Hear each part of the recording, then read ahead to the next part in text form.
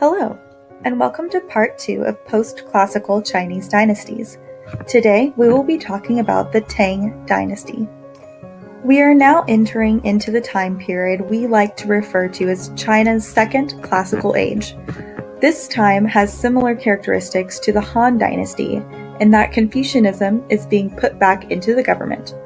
During this time period, Confucian civil service exams will be brought back into the government, which is always a good thing. Now, all government officials get their jobs based off of their merit, not who their friends and family are.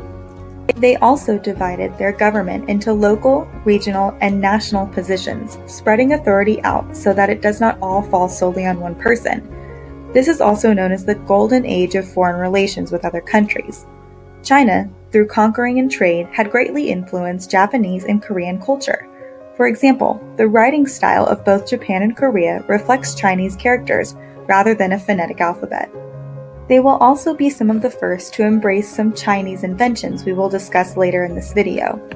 Another big accomplishment during this second classical age will be the rebuilding of Chang'an. Chang'an was the previous capital of most classical empires, but after the 300-year absence of a centralized government, it fell to disrepair. The Tang Dynasty will rise to power immediately after the Sui Dynasty falls in 618 CE. It is important to note that the Tang family did not just come out of nowhere to take over China. They were a prominent family for several hundred years in China before they gained power. And under the Sui, they were actually given more government positions, which will make it easier for them to convince the upper-class people of China to follow them once the Sui are gone. The first emperor of the Tang Dynasty to take power is Emperor Tang Taizong, and he will rule during this time of great achievement, which the Tang will consider to be from around 627 to 649. Some of the accomplishments include things like strengthening China to become a powerful military state in the region again. The Tang are also known for extending the boundaries of China all the way into what is present-day Siberia and into Vietnam and Korea. They will also be great influencers of Silk Road trade again. They will gain more control of the road and will even be able to control as far away as modern Afghanistan. So pretty dang far. Some of the accomplishments of the Tang include a population increase. The population during the Tang Dynasty will rise to be roughly about 70 million people as cities continue to grow. And this is also where Buddhism becomes a large force in China. You see an interesting shift during the Tang Dynasty, where in the beginning Buddhism is used as a unifying factor to unite the people under a common government, and then towards the end of the dynasty, Buddhism is seen as a threat to imperial rule because it's so powerful. People are following what their local monks say versus what their local officials say. The Tang Dynasty is actually the only dynasty to have a female ruler. Empress Wu ruled China for 15 years. Her rise to power is an interesting one. She was from a noble family and was one of the concubines of Emperor Taizong until his death. Then she married his 9th son, Emperor Gaozong. Gaozong had a stroke in 660, and that is when Wu became the administrator of the court, a position equal to the emperor's until 705 CE. It's under her rule that China will expand its borders into modern-day Korea, further than it had ever been before.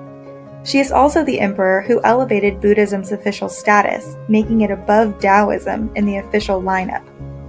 Wu was also known for what will be known as acts of grace, in which she provides aid to struggling farmers and promotes worthy commoners into positions of power through the Confucian civil service exam system. Wu is known to have been a cruel but effective ruler. It's almost like she was trying to erase any female stereotypes Confucianism and Taoism may have left about women being frail and emotion-driven. She was known for being ruthless with anyone she suspected had ill will towards her. Empress Wu once massacred 12 entire branches of the imperial family because one of them attempted to remove her from power. She wasn't messing around. Eventually, though, she will be replaced by her son, who stages a coup to take over the throne. Unfortunately, Wu's successful reign does not open the door to more female rulers in China, but the Tang Dynasty is known for a rather vibrant social life. They have a more cosmopolitan culture than previous dynasties. The Tang also highly promotes the arts. Their major cities would have a rich social life with lots of music and drama. The Tang loved poetry and landscape painting, which we have many examples from today. This time period is known as the height of Chinese poetry, and I have an example of this today. Tang poetry was known for its personal expression and description of emotion. The poem we will look at today is by a man named Bo Juyi. Juyi was famous for a combination of socially conscious poems and love poems. The poem represented here in the persona of a Confucian magistrate illustrates the tension between the political role that Confucians were expected to play and the urge to abandon themselves to the aesthetic values better associated with the Taoist tradition. This poem is called After Collecting the Autumn Taxes. From my high castle, I look down below, where the natives of Ba cluster like a swarm of flies. How can I govern these people and lead them aright? I cannot understand what they say, but at least I am glad now that the taxes are in, to learn that in my province there is no discontent. I fear its prosperity is not due to me, and was only caused by the year's abundant crops. The papers that lie on my desk are simple and few. My house by the moat is leisurely and still. In the autumn rain, the berries fall from the eaves. At the evening bell, the birds return to the wood. A broken sunlight quavers over the southern porch where I lie on my couch, abandoned to idleness. I like this poem, and the struggle the author has between the Confucian role of duty he is supposed to play by collecting taxes and running this town, and the Taoist traditions he would rather follow, being out in nature and not worrying about any of those things. The Tang will have a very strong trade-based economy. They re-establish safety along the Silk Road, which, if you remember, is reliant on imperial stability to maintain itself. They particularly will be engaging in trade with Constantinople and the Middle East. This is during the European Dark Ages, so they won't really be buying anything right now. Most importantly, though, the Tang are responsible for a lot of cool and highly advanced inventions that come out of China. The first is the printing press. The Tang Dynasty will invent the first version of the printing press a full 500 plus years before Johann Gutenberg will. It will be made out of small individual wooden blocks. The blocks are placed on a template and the paper is pressed down on it, basically like a stamp.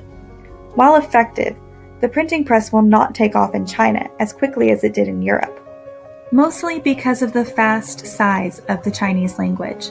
Think about it, the Chinese do not have a phonetic alphabet, so they have a character for every single word in their language. To have a printing press means looking through hundreds to thousands of wood blocks to find the one you need. The Tang were also well known for their porcelain and other ceramic creations.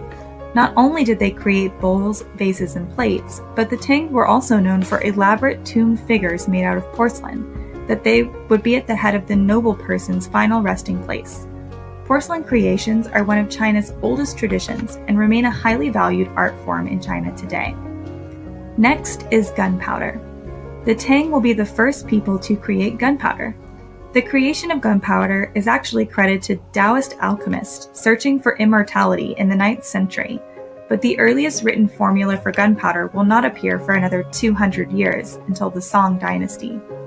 I think it's safe to say, though, that those Taoist alchemists did not find what they were searching for.